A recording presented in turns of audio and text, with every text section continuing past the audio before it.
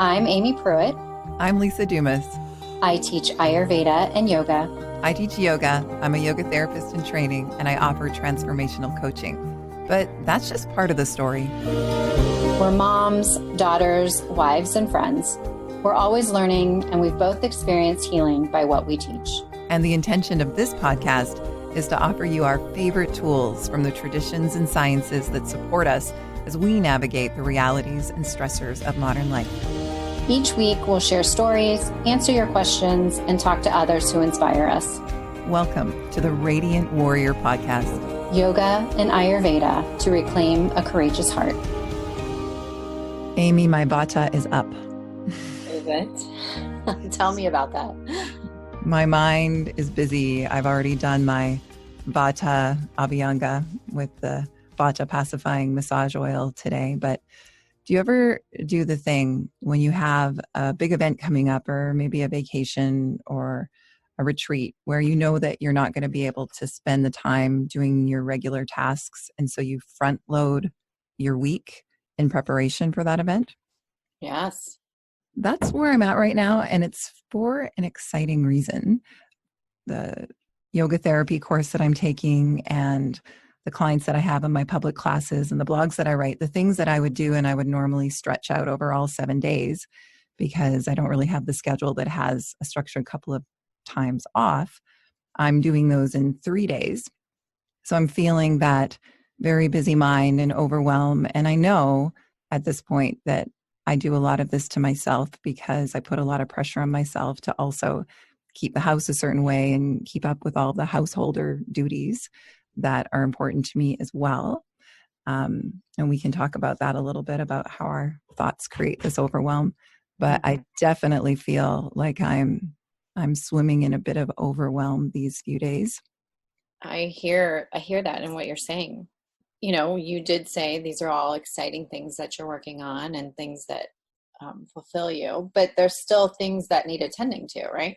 But I'm doing it. This is exciting. When I think about why I'm doing it, I feel so grateful, and I get a smile on my face. So this coming week is my husband's birthday, and I'm going to talk a little quieter because he's in the next room. Oh, shh. And what he doesn't know is that I'm flying in his daughter from Toronto to surprise him. How exciting. Yes. So I know he doesn't know this, but I know that she's going to be here for a long weekend, and I have a lot of plans for us. And of course, I want to be able to spend as much time with her and with them as humanly possible, because we don't get to see her as often as we would like. She's just about 25. She's got a career in her own life. But what that means is very busy in preparation of that. Mm-hmm. And I was thinking, Aimee, about the last couple of podcasts when you shared about your lack of celebrating your own birthday, because that was something that was never really modeled to you. Mm-hmm.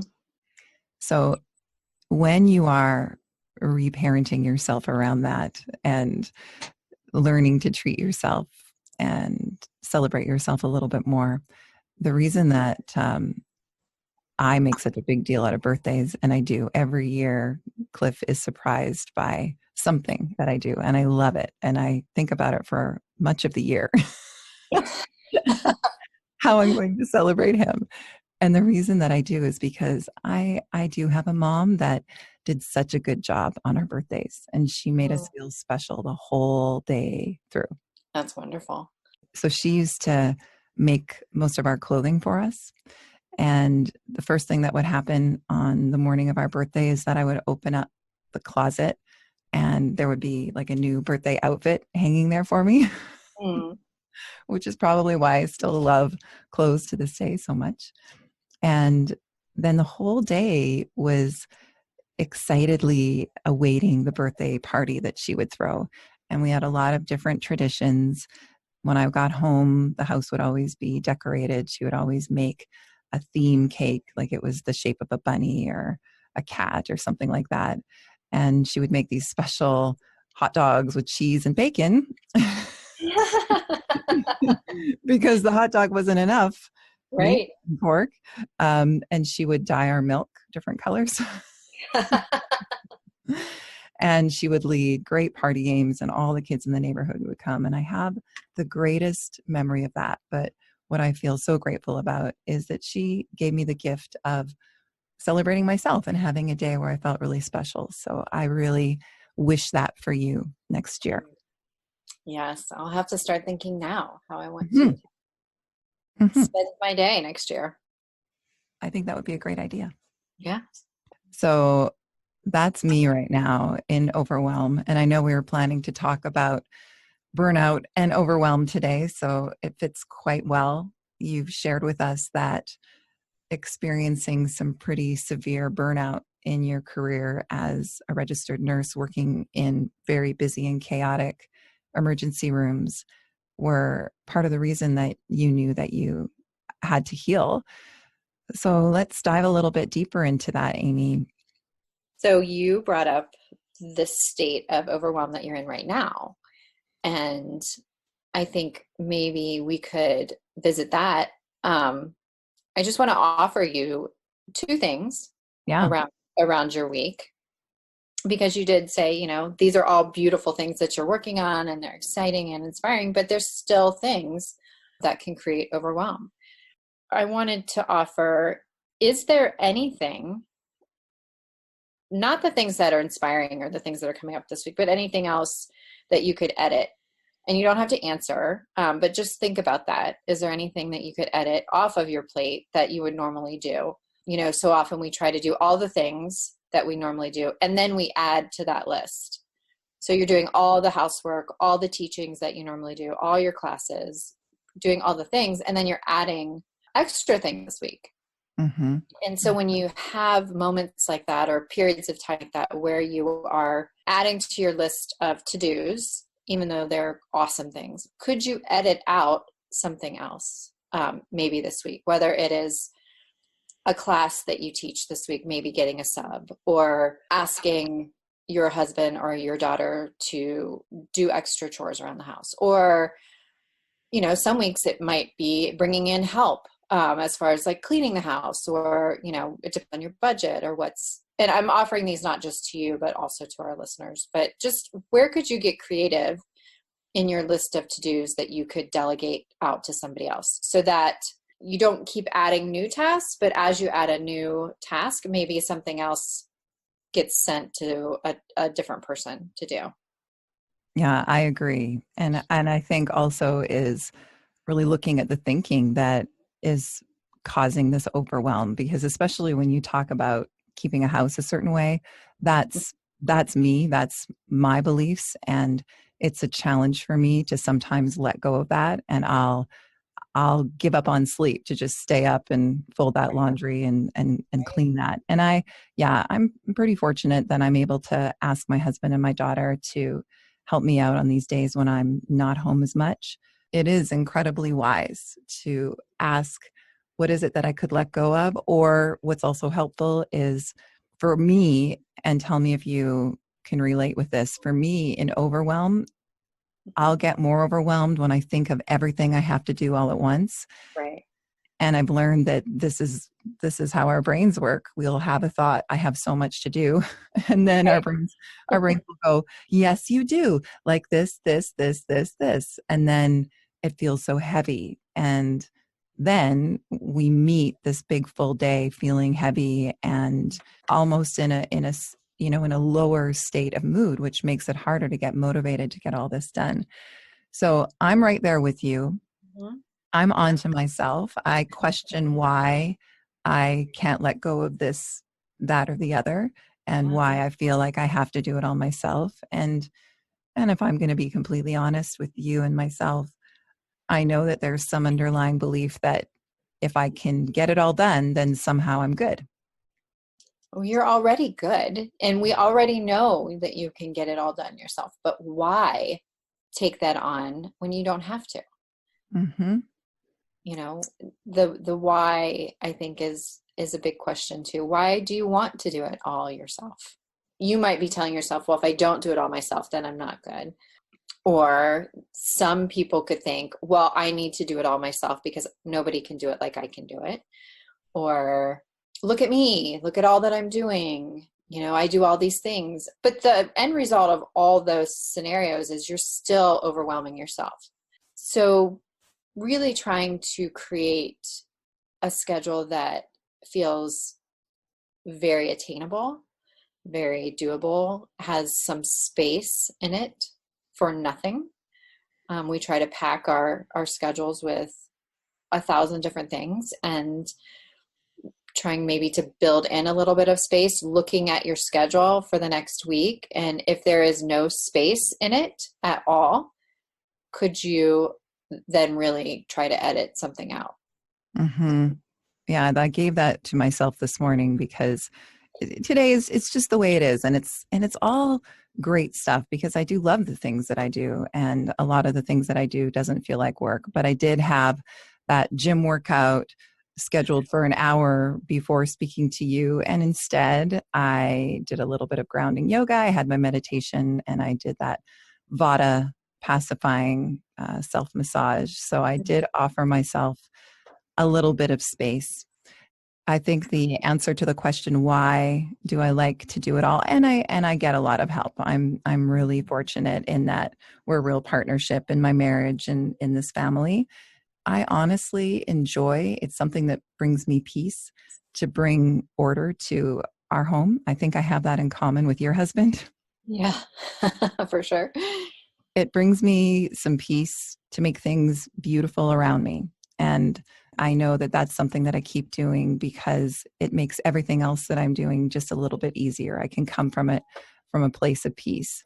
And I also make sure that I'm doing just little things in the morning when I have overwhelming, really busy packed days, because I want to feel the best that I can feel during these days. And if somebody's interested in that, I go into some pretty good detail in a couple of blogs that I've written. I write this Warrior to Warrior blog, as you know, and I have one called Sacred Morning Better Day and one called My Morning Non-Negotiables. So there are just a few things that I will definitely do in order to support myself. But Mm-hmm. I think when it comes to overwhelm, Mm-hmm. it's also important to ask ourselves, what thoughts are driving this behavior? Why are we driving ourselves so hard? What are Mm-hmm. we telling ourselves that we should do and we shouldn't do? So those why questions are great. And I have been sitting with them, Aimee. And yeah, thank you for that reminder. Yeah. My other offering to you is coming from a place of compassion for yourself, that this is for a finite period of time. It won't always be this busy. And to see past this week and maybe create a little bit of extra spaciousness next week, if it's possible. If for no other reason, just to have blank spaces on your calendar that are periods that are unscheduled, to balance out this week. With Vata, we're always looking for balance, and we're always looking for restoration and predictability and routine. And if this week is very busy and very active, looking forward to next week where maybe there isn't as much as you would normally do. Maybe you would do less next week than you would even do on just a normal week. Yes, I like that idea. And that is the way the calendar is shaking out. And there's lots to look forward to. And we both know that we can always choose where we place our thoughts. And yesterday, where my thoughts were stressing me out. Okay, I've got to do this. I've got to do this. I've got to do this, putting a big deadline on myself. My husband is always telling me that I put way too much pressure on myself. And there are things that I could let go of. And today, is it like this for you at the beginning of the week? Sometimes the quality of my thoughts are more constricted and a little bit more stress inducing. And then as the week goes on, as the week opens up and I make my way through it, I start to feel more spacious in my mind, and it's easier for me to create those kinder thoughts that make me feel a little bit more easeful. Yeah, and you've accomplished, as the week goes on, you've accomplished so many things that before you accomplish seem daunting or overwhelming. And then as you're checking things off, you do create that sense of spaciousness in your mind, that those tasks are behind you now and you have more to look forward to. What's your schedule like these days? Do you have open spaces on the calendar? I try to. My schedule is very busy and full of things that inspire me and support me, but I can push the limit as well. And I can feel it when I add just that one more thing. And then it just kind of sinks the whole ship. you know, um, I could do 100 things, but when I add that 101, it can really kind of tip tip the boat, if you will, on my entire week, my energy level. And so I can, and I know when I'm doing it, and I know, oh, you shouldn't be doing that. You shouldn't add that thing. And I'm having this conversation with myself. But yes, my schedule is busy, and I've been trying to be much more aware of my energy level because I moved through recovering from burnout. I don't ever want to go back to that space. And so I have some clues where I'm doing too much. May look different for other people. One of the things is, how long has it been since I've gone to the hairdresser? Mm-hmm. So if I'm noticing that my roots are coming in or they're overwhelming me and I'm putting that off, oh, I'll just wait till next week. Oh, I don't have time this week. Oh, that can wait. That's one of the clues to me when I am doing too much, because I do like to go to the hairdresser. I do like to get my hair done, but I always push that envelope a little too far. I don't make that a priority. That starts to go down on the priority list as I'm adding too many things to do to my calendar. Mm-hmm. So Mm-hmm. that's one of the clues to me, like, oh, you are overdue. Why is that? I think it's pretty typical for a lot of us that will set aside what we need for ourselves in order to accomplish everything else. And sometimes I treat those appointments, hairdresser, acupuncture, body work, I'll treat those as little rewards for accomplishing some of the things that I wanted to do to move the needle on my goals and my dreams and my passions. Do you ever do that? I do. And I made a commitment to myself when I came through the other side of burnout, that I wasn't going to deprioritize those things anymore, that those were going to be preventative maintenance for me. Body work, acupuncture, going to the hairdresser, yoga classes, meditation, those always fell to the bottom of the list Mhm. when I was doing too much. And I worked with a coach. He was a business coach, and he asked me to create what's called a death list. And I was like, what is that? And he said, I want you to create a list of things that would cause you to shut down your business, to Mm. kill it. Because so many entrepreneurs or coaches or teachers, they pour everything into their business. They burn themselves out. They aren't attending to themselves because they are creating something. And his advice to me was genius, because so often entrepreneurs or startups or businesses, they work 24 hours a day. They sleep, 5 minutes at a time. They ruin their health. They bankrupt themselves. And he was coming from a place of wanting every business to succeed and every entrepreneur to flourish, and not kill themselves in the process. And so he created a death list of what would kill the business before the business killed you. And one of the things that I put on there was, if my schedule started to interfere with my health. And he said, well, that's too general. You have to, be more specific. And so I said, if my business or my schedule interfered with my sleep, Hmm. I'm not going to stay up late. I'm not going to get up, at, some obscene hour, which I do now naturally, but I wasn't going to do it for the business sake. If I was going to get up early, it was going to be because for my own enjoyment. And he found that very interesting, that sleep for me would be, if my business was interfering with my sleep, I would kill the business. And I said, I went years not sleeping. It was one of the detriments to my health and my emotional health, my mental health. And so sleep now was one of the number one things that would interfere with my business. And I don't know that you would hear that. If your business was interfering with your sleep schedule, would that be a problem? And they probably say, it always interferes with my sleep. Mm-hmm. But Mm-hmm. sleep and overwhelm and sleep and burnout are intimately connected. So if I could offer that to anyone feeling overwhelmed, really look at their sleep. Are they staying up too late? Are they scheduling stuff longer and longer in the day? Are they writing too late at night? Oh, I'm so inspired. I'm so inspired. I just want to write this down. And then Are you talking to me? I maybe if that's what you're doing, but it could be offered to anyone who's doing that. But you can say from a creative standpoint, oh, but I need to do this right now because I'm inspired and this is flowing out of me. That's a very Vata characteristic. Vatas will become inspired by what they're doing, and then it's 2:00 in the morning, Mm-hmm. and they are still writing, and they have no concept of what time it is. You have to put very specific boundaries around creative Vatas. You can be creative, but you also have to go to bed. And that can be very hard because they can feel like the spark is lit. I'm on fire right now.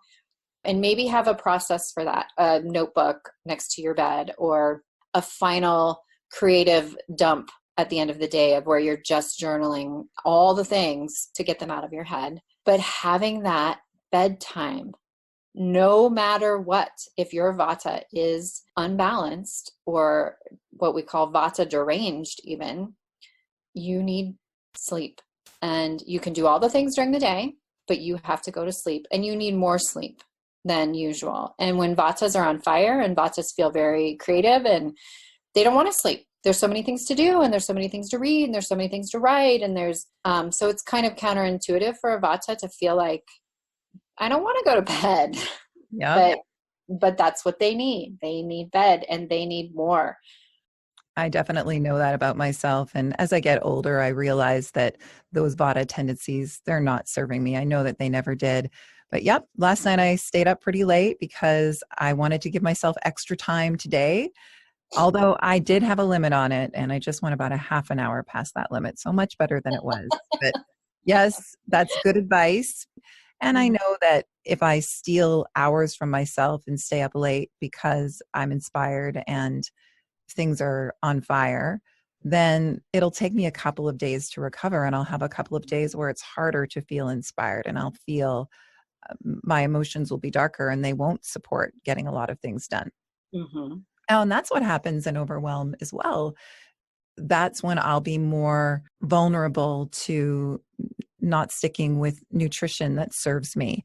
And Mm-hmm. that's where I'll be more vulnerable to sweets and overindulging in sweets, because it's like I'm looking for that energy and the comfort in other ways that I'm not giving myself with space. Mm-hmm. Well, in sweets, the sweet taste actually balances Vata. So you are craving sweets because on some level your body knows that that's what may balance you. So Mm-hmm. Vatas are balanced by the sweet taste. So when your Vata is imbalanced, craving those sweets more is you're compensating for that. And that makes a lot of And sense. it's not a bad thing. It's not like, oh, now I just want sweets all the time. No, it's actually because your Vata is needing that sweet taste, that nourishing, loving, grounding taste to kind of bring it down a little bit, which is different than how people look at sweets. I'm not talking about like straight sugar either. I'm I talking about know. the whole sweet taste, naturally sweet foods. Now, give some examples of some ways that we can get sweets without going and eating a box of processed cookies. Definitely fruits and vegetables. Also grains are a sweet taste for Vata, and certain meats as well can be considered sweet in the Ayurvedic sense. What do you think of things like dates and honey and maple Mhm. syrup and those kind of sweeteners? Yeah, all of them. They're a natural sweet taste that is really good for Vata. And you've mentioned burnout a couple of times, and that's what we wanted to go a little bit deeper in this conversation. So tell us a little bit more. In your experience, how do you define burnout, Aimee? I define burnout as you have depleted all of your resources to get all of the things done that you have either put upon yourself or have been put upon you, that there is an imbalance between what is needed and what you have. Burnout can be short term or it can be chronic. For me, it was chronic burnout. When did you start to notice that this was what was happening for you? So I come from a long line of workers. My family history has taken a lot of pride in success or how hard you work or your position in life, how much money you make, how much money you have in the bank, and has put that at the top of the definition of success. And so that's kind of the family that I was raised in, that you could always work harder, that yes, you did well, but yes, but, you could do more. I was taught that at a very young age. My parent teacher conferences were I always dreaded them. And I was a great student. I did very well in school, and I dreaded the parent teacher conference because it always seemed like the teachers would have to throw in something. You know what I mean? Like, oh, she could be doing more of this, or she could be, doing more of that. And I went to a Montessori school. And so there was no real defined endpoint of what you could learn, which was great for children who are very self-driven or very disciplined. They really thrive in that because they can study topics that are very inspirational to them, and they don't ever tend to get bored because they can just keep going on a topic. We didn't have grades. And so our evaluation of how we were doing was much more subjective because everyone wasn't defined in the same manner. So my teachers would always have a offering of, well, she could be doing more of this. Well, then my parents would latch on to that, what I wasn't doing. Yeah. And I could be doing more. And so that was kind of ingrained in me at a young age. What did that look like at home as far as your homework schedule and what you needed to do around the house? Oh, oh, okay. We didn't have a lot of homework. And in Montessori school, you don't have a lot of homework unless you choose to do it yourself. And a lot of students did choose to work on projects at home, but we were given freedom during the day to get everything we needed to get done. So that homework concept was a little bit foreign to me when I went to high school. The work that I did at home, like I always had a job from the time I was 12. I was babysitting and I really was inspired to make my own money. And so I always had a job very early on, whether it was babysitting or working. I was a receptionist at a vet's office, I think when I was 14, and I worked in a container store. And so I always worked outside the home as early as was allowed, which I think legally was 14. But I was making money before that, babysitting. And so I had a very busy school schedule during the day. And then in the evenings I would typically work, or on the weekends I would work. And then I was pretty much responsible for most of the upkeep of the house. If not 75% of it, I would say a good amount of it. My mother worked full time and then some. My mother works a lot. She always had 2 or 3 jobs. And my father is a business owner. He owns his own business. And so they were very, very busy. And then they adopted a child with special needs. And so they were very busy with him as well. And so a lot of the housework fell to me. When I would list my chores, like my friends would be like appalled. I was responsible for all the laundry of the house. I was responsible for doing the floors and the bathrooms and the kitchen and sweeping. And I remember from a very young age being tired, like coming home and being like, and then seeing my chore list and being like exhausted already when I saw the list. And I don't know if it was a tool to kind of keep me busy, keep me out of trouble, but I don't remember a lot of downtime being allowed. Yeah, that's what I was going to ask. Like, how did your family chill? How did your family have fun and take it easy? Was there ever any programs that you'd watch together? Do you remember anything like that? No, we didn't vacation together. I can remember one vacation that we went on. I think I was like in fourth or fifth grade, and we went to Key West, and I got sunburned so bad. I should have probably been in the hospital. Like it was, I peeled for months. Like I swelled up like a balloon.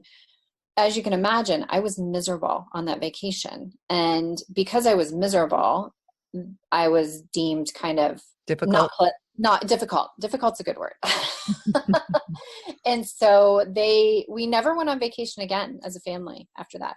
Oh, And did you internalize that that was your fault? I didn't just internalize it. I was kind of told that Oh, that was the case, that they didn't want to go on vacation with me because I was kind of like a pain in the ass. And looking back on that, I was a pain in the ass because I was suffering. mhm. And, that has taken me a long time to mother myself into wholeness around. Yeah. So downtime, we didn't spend downtime as a family. They did continue vacation, but it wasn't with me. And they would go on vacations, and I understand their need for vacationing. They vacation a lot, actually. They still do. I understand their need for vacation because they were working so hard and having, a child with special needs that my sibling did, needing that respite and that time. But that was really never offered to me. When you moved out, did you know how to relax? Were you looking forward to that? Did you take some time off? Did you vacation yourself? What did it feel like to you if you just decided to watch some television? What was the inner dialogue saying? You could be making money right now. Hmm. Um, that was the inner dialogue. And I left home the day I graduated high school. So I was really seeking relief as well, from that environment of always having to be on and never to relax. Like there wouldn't be a time where I would feel comfortable just like lounging at my house, or taking a nap or having my friends over and just, hanging out. That wasn't really the type of household that we had.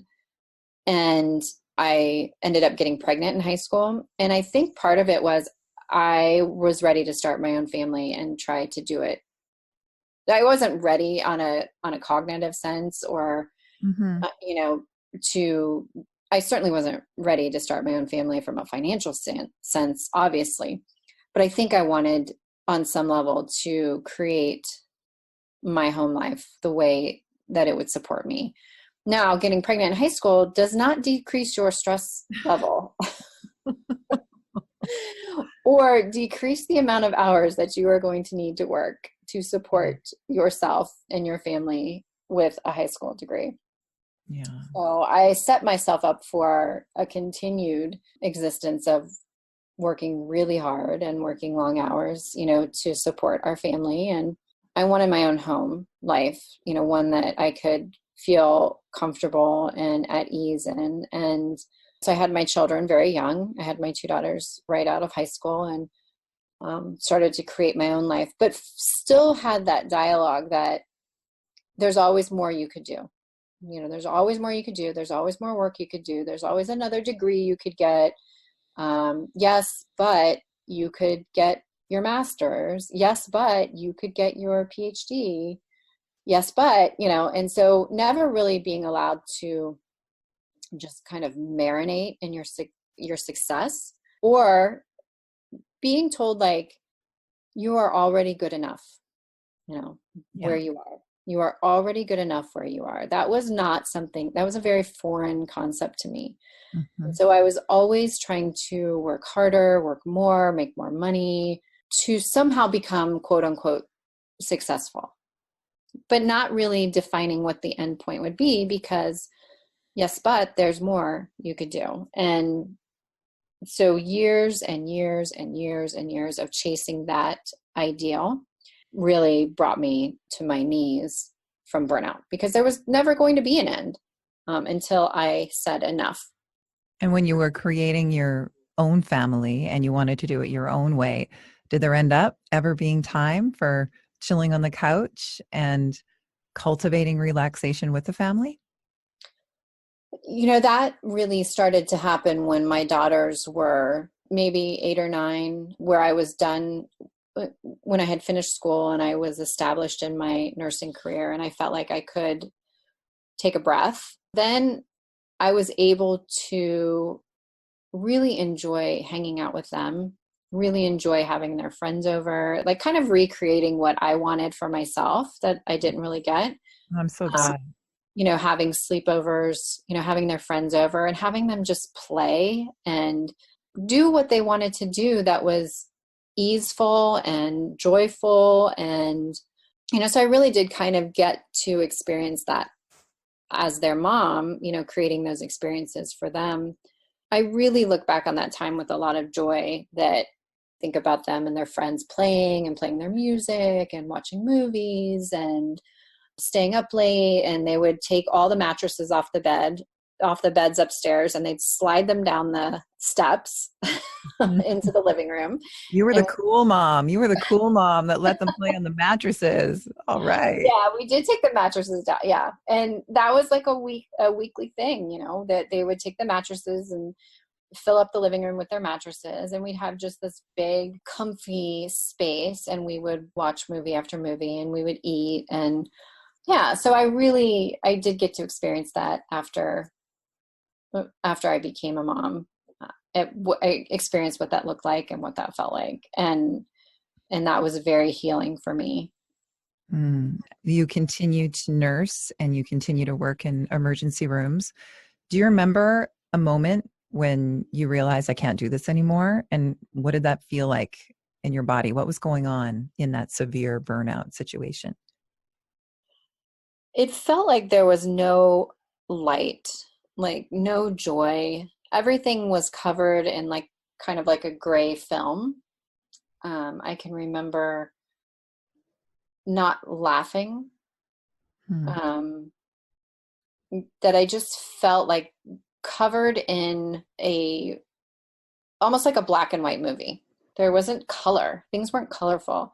It was just like slogging through the day. Okay, here's another day. It's Groundhog Day. I'm working in a position that doesn't bring me fulfillment and joy anymore. I'm working so hard because that's what I've been told all my life I need to do, is work hard and make more. And that's how you create stability and safety.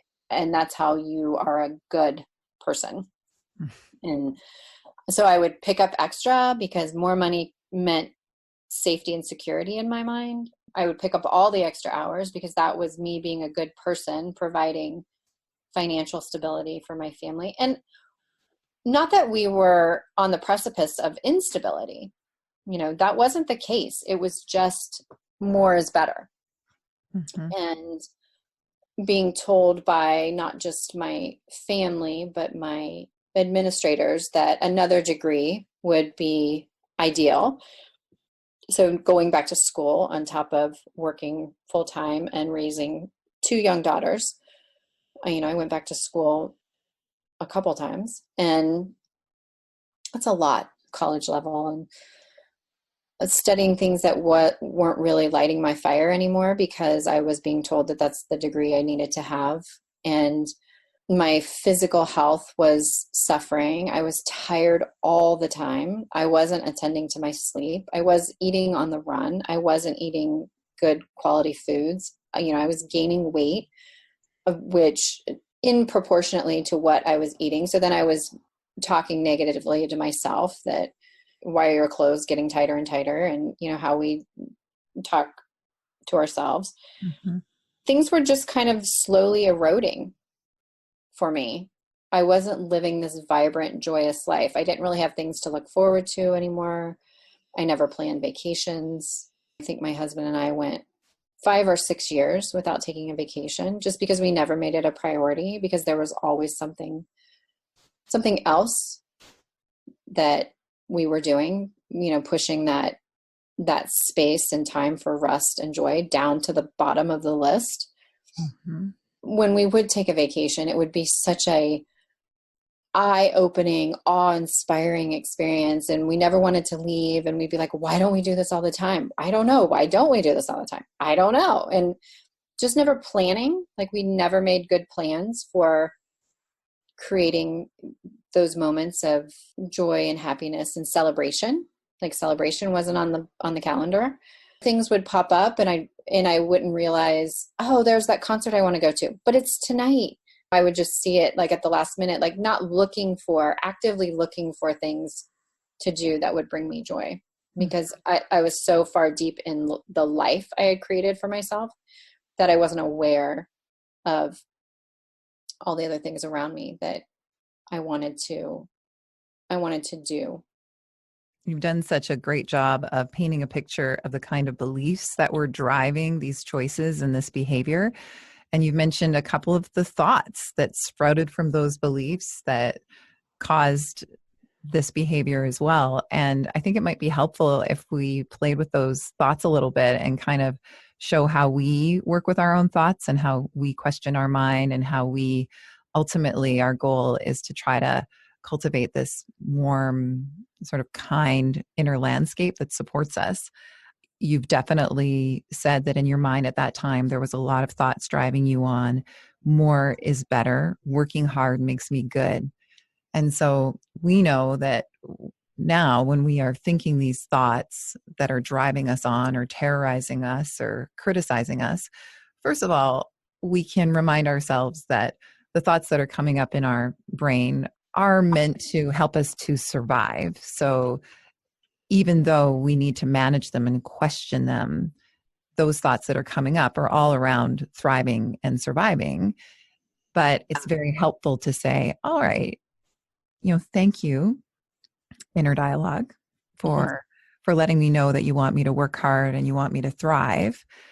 However, is it really true that working this hard is what makes me worthy, is what makes me good? Even just the act of being able to be aware of the kind of thoughts that we're having and then just take a moment to question them is something really powerful that you and I do, that you and I have learned. And so let's play with this a little bit, if you wouldn't mind. I think it might be helpful. Sure. When you were thinking, working hard makes me better, working hard, working all the time, well, that means that I'm good. I'm being a good girl. I'm being a good citizen. Hmm. If I would have asked you then, is that true? What would the answer have been? If you had asked me at that time, I would have said yes, it's true. Okay. This thought work, originally, we learned it from Byron Katie, but I've tweaked it a little bit in order to help find self compassion along the way. But the next step here, when we're managing our thoughts and questioning our thoughts, is to say, okay, well, what's happening when you're thinking that thought? And I'll bet some version of that thought still comes up, because if you're like me, they're deep samskaras. They're these deep grooves. And especially if we're busy and we're tired, we can fall back into them. And it's important that we catch ourselves with these thoughts. When you're thinking, working hard makes me good, or a memory of those thoughts come up, how is that thought making you feel before you catch it? Like, what emotions are coming up, and what kind of behaviors are you moving to in order to cope with that? And how are you treating yourself, and how are you treating other people? So when I think that thought, I would look for more opportunities to work, whether it was picking up shifts or, trying to be the star employee or not taking time off, feeling guilty when I would take time off. I never took time off.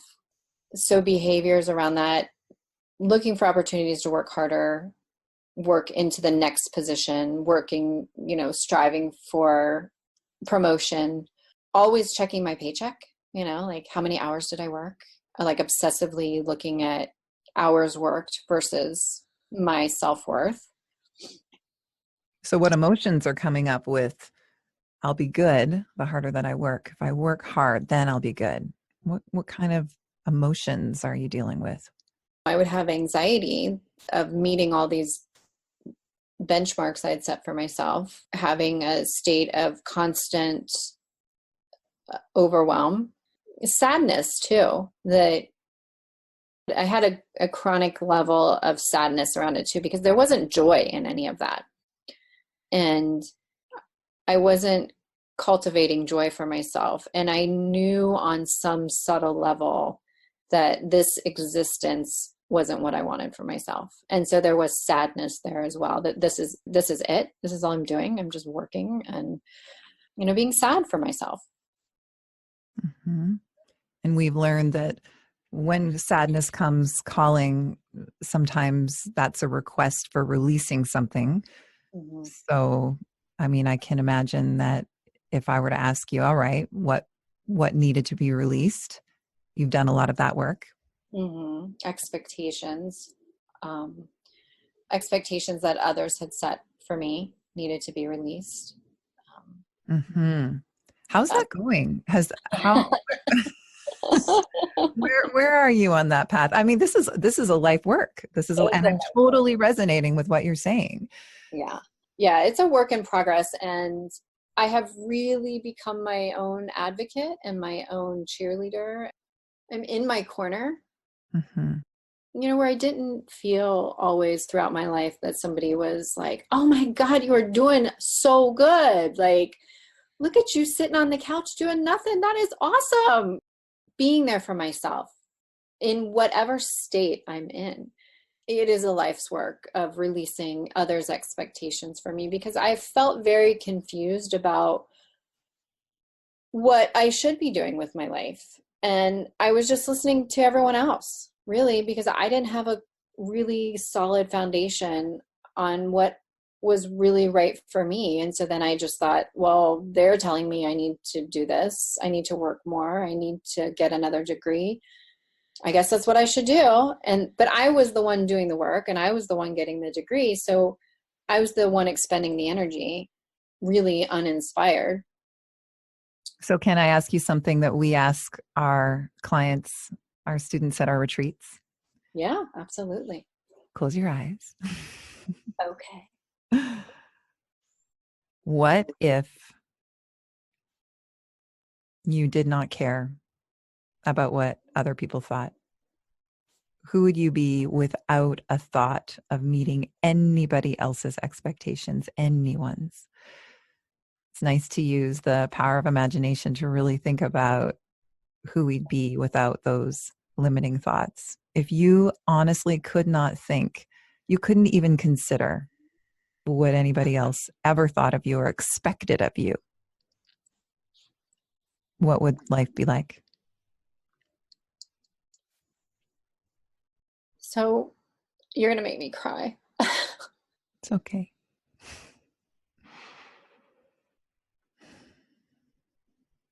You're doing so good, Aimee. And you are.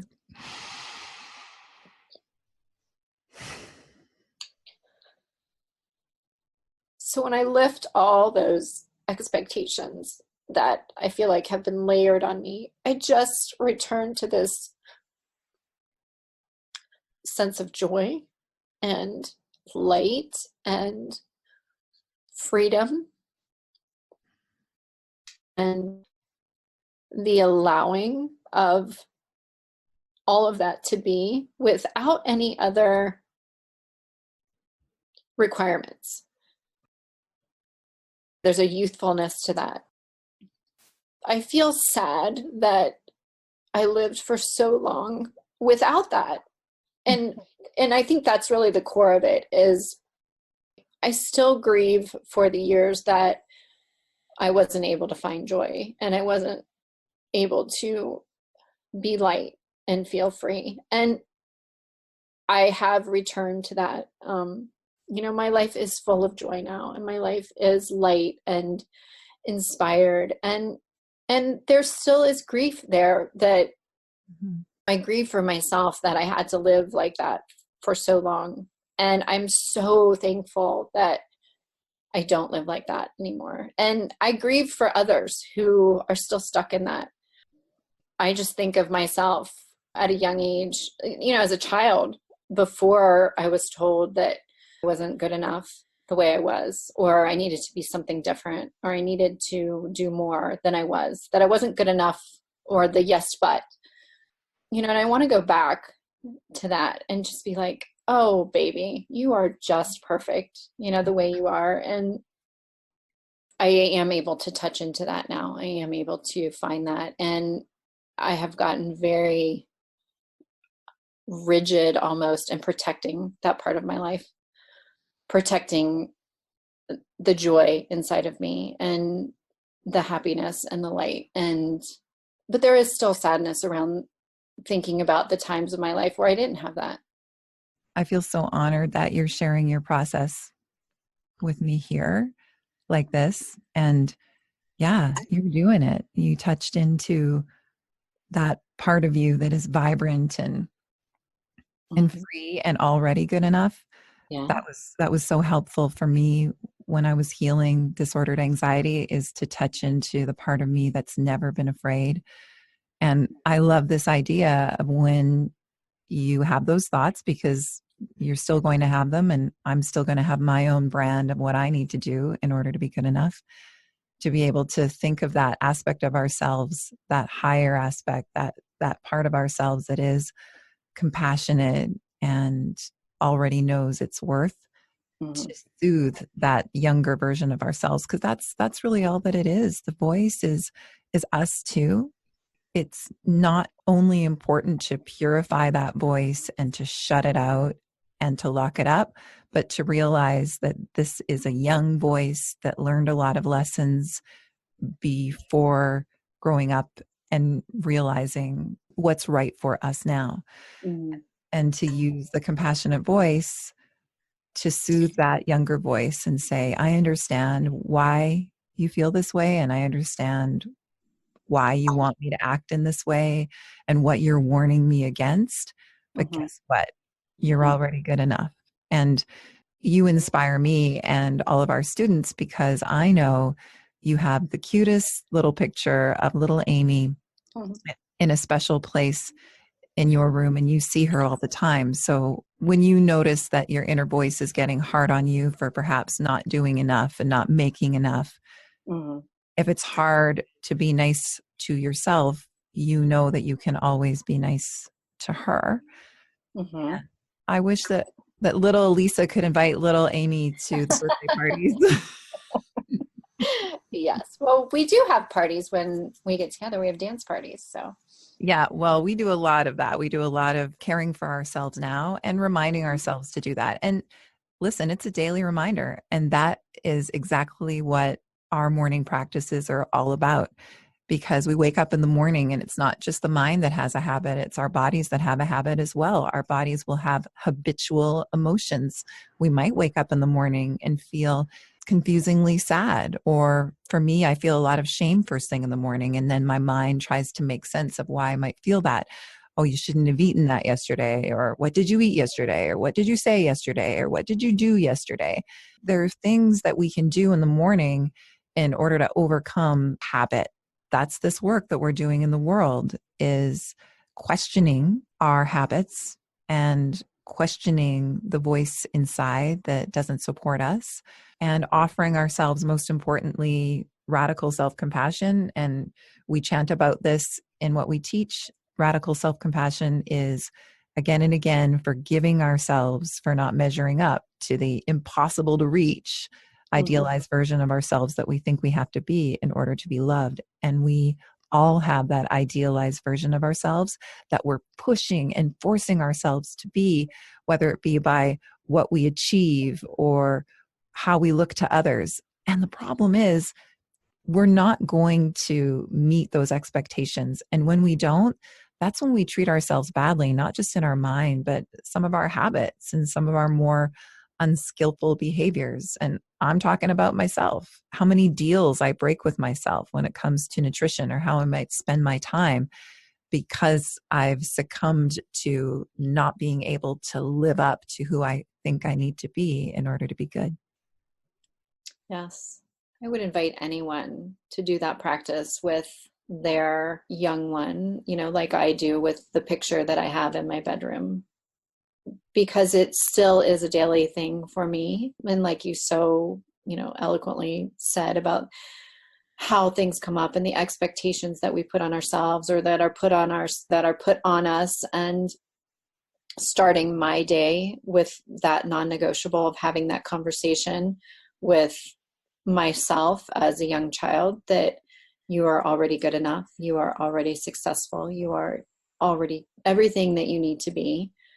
I would invite anyone to visit that practice before any other interruptions, before any other dialogues, whether with your loved ones or yourself or your phone or your email or the outside world, to solidify that conversation first. That has been one of the most powerful practices for me in healing myself, and then creating structure for myself that honors play and joy and rest and kindness, because the other stuff really gets in the way. And we're worthy enough, not just for rest and play and joy, but we are worthy of taking responsibility for our lives. We are worthy of taking responsibility for how we treat our bodies and how we treat our bank account. For some of us have the opposite behavior when our inner dialogue starts to criticize us. Instead of working even harder, we become immobilized. And that's something that happens with me. So we're worthy of taking care of our money. We're worthy of vibrant health. And we are worthy of the job that we want and the life that we want. We are innately deserving of all of that. That might sound like woo-woo, but if you strip everything else away, it's just the truth. It's the truth. You absolutely deserve to be supported and sustained and nourished. And that does require a job, usually, for most of us. And that is part of taking care of yourself. Like you said, part of taking care of yourself is making sure that your needs are met. And I think there's finding that balance of all of your needs, making sure that all of your needs are met, not just the financial or the occupational, but the emotional and the mental as well. It might even be helpful to take a moment and think about, what do I need? What do you really need? Yeah. And when you talked about the practice that your business coach offered you, it reminds me of a practice that Yoga Rupa Rod Stryker offered at one of his workshops. He had us write some eulogies, what we would like to have been said about us at the end of our lives. And that also gets you really clear about, how do you want to spend your days and how would you like to be remembered? Yeah, absolutely. Well, Aimee, you are doing great. I mean that from the bottom of my heart. Yes, I know I am. And I feel that I am. And we have to forgive ourselves when we slip into old patterns, because that's just part of being human. But there's a way that we can show up to our essential humanness and have so much more kindness and compassion for ourselves than we previously had. And that is such a game changer, to be able to respond to the voice and say, okay, I gotcha. Yeah. Noted. But we're okay. We're okay right now. We're doing great right now. Yes. Yes. A good place to end. I agree. Go be great. You too. Go get all your stuff done on your... I'm worthy of getting my stuff done. You're worthy of getting your stuff done. And you also are worthy of rest and joy and not doing the laundry today. Yes. Open spaces on your schedule. I love you. I love you too. Thank you for listening to the Radiant Warrior podcast. If you found it valuable, please leave us a positive review to help others find it. And please check out the Radiant Warrior podcast on Instagram and Facebook to leave us your questions and find out where you can come and practice with us next.